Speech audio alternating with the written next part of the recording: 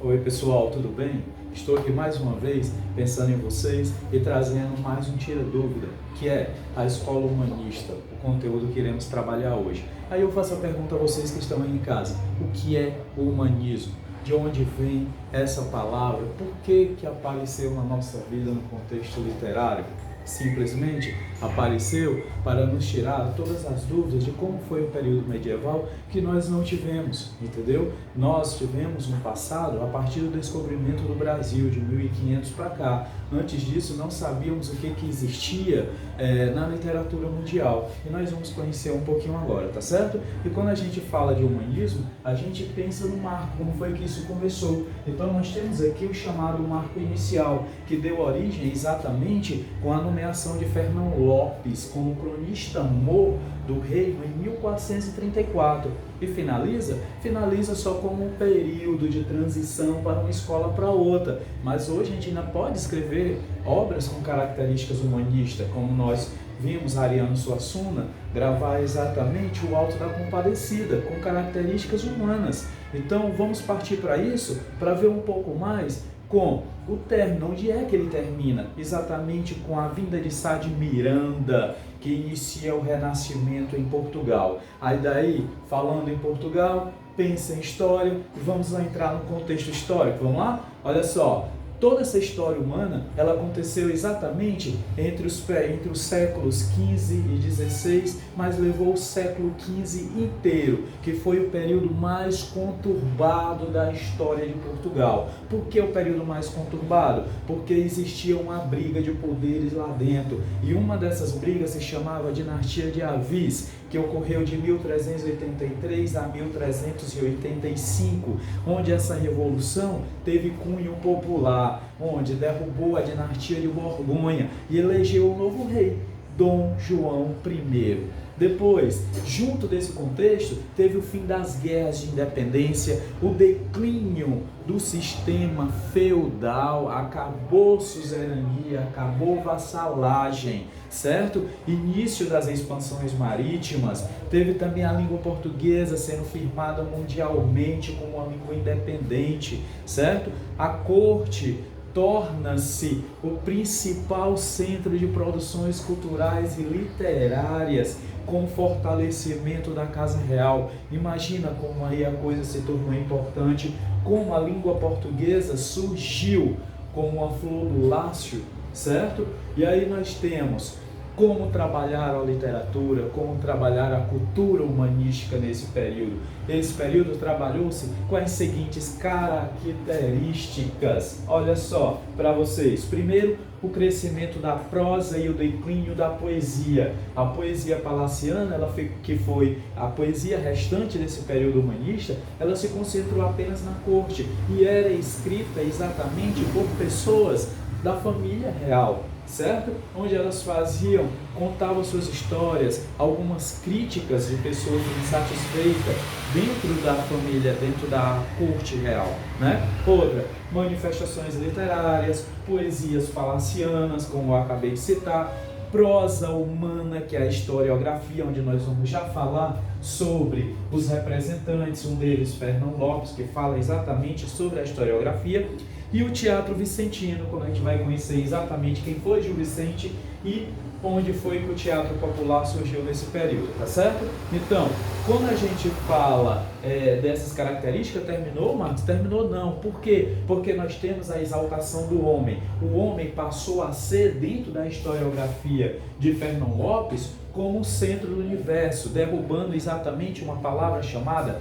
teocentrismo, certo? Onde teocentrismo significa Deus como centro de tudo. Acabou esse período. O homem tem sua capacidade, o homem tem sua inteligência, o homem tem seu poder de criação. Então partiu exatamente desse pressuposto, surgindo o antropocentrismo e tirando o teocentrismo. Agora a gente vai entrar um pouco, exatamente como eu disse, na poesia palaciana, que foi o período em que as poesias estavam ligadas à vida social da corte, como eu citei, certo? E era usada para entretenimento nos serões da corte real. tá? Então, nada mais eles utilizavam além desses objetivos.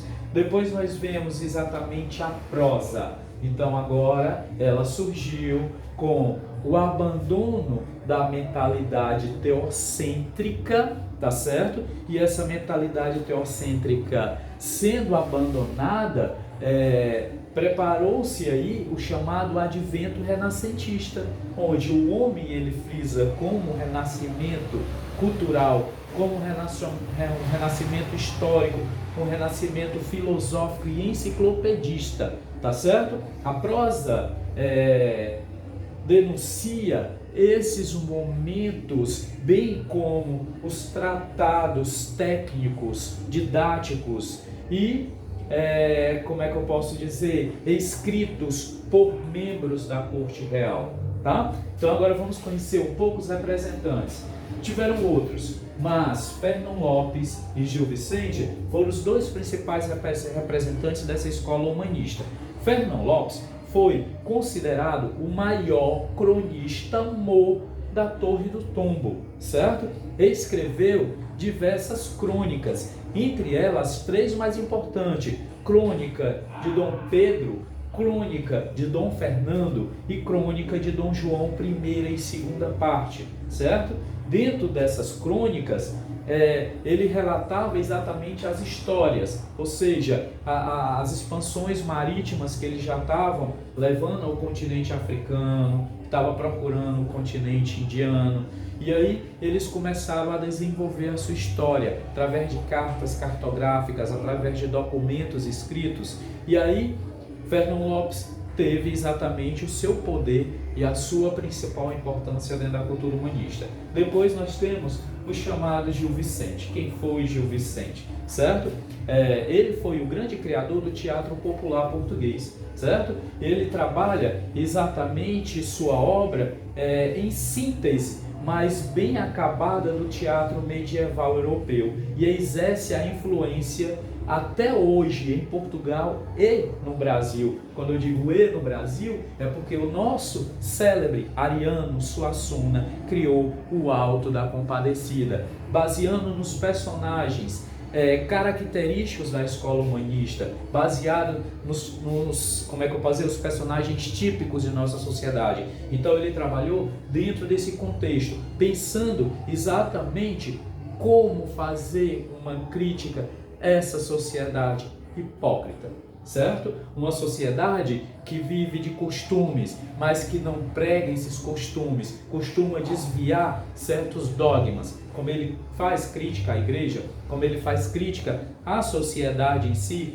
e os grandes aristocratas, certo? Então nós temos como característica do teatro vicentino a mentalidade medieval, por refletir o pensamento medieval, por sua moral religiosa e sua concepção teocêntrica do mundo, certo? Depois nós temos o teatro popular, dividido em teatro alegórico, teatro de tipos, teatros de quadro, ruptura com a linearidade do tempo e relacionada à verossimilhança, certo? Teatro cômico e satírico. Depois, temos como principal obra dele, o Alto da Visitação, que é um monólogo. Depois desse Alto da Visitação, nós temos a trilogia das barcas, que é considerado o Alto da Barca do Inferno, o Alto da Barca do Purgatório e o Alto da Barca da Glória. O Alto da Barca do Purgatório era onde todas aquelas pessoas que eram consideradas típicas da sociedade hipócrita eram jogadas naquela barca. Então eles iam ser julgados, certo? Quem era condenado ia para a barca do inferno, onde estava localizado o diabo. E quem era absolvido ia para a barca da glória, conhecer o reino dos céus. E através dessa trilogia das barcas, inspirou Ariano Suassuna a criar exatamente o Alto da Compadecida, baseado nas mesmas características. Quer conhecer o Alto da Barca? Veja o Alto da Compadecida primeiro, tá certo? Depois nós tivemos a farsa de Inês Pereira, o Alto da Lusitânia e muitos outros. Então, acho que aqui deu para contar um pouco sobre a Escola Humanista. E eu vou deixar para você em casa, certo? Pesquisar e fazer uma análise sobre a trilogia das barcas e sobre a face de Inês Pereira. Conto com vocês, com mais esse apoio, com mais esse clique, e espero que você volte e volte mais vezes a ver um pouco desse Tira Dúvida. Espero ter clareado um pouco a cabeça de vocês. Bom estudo, tá certo? Boas atividades e espero que Deus os abençoe imensamente, tá bom? Fica aqui o meu tchau e até a próxima.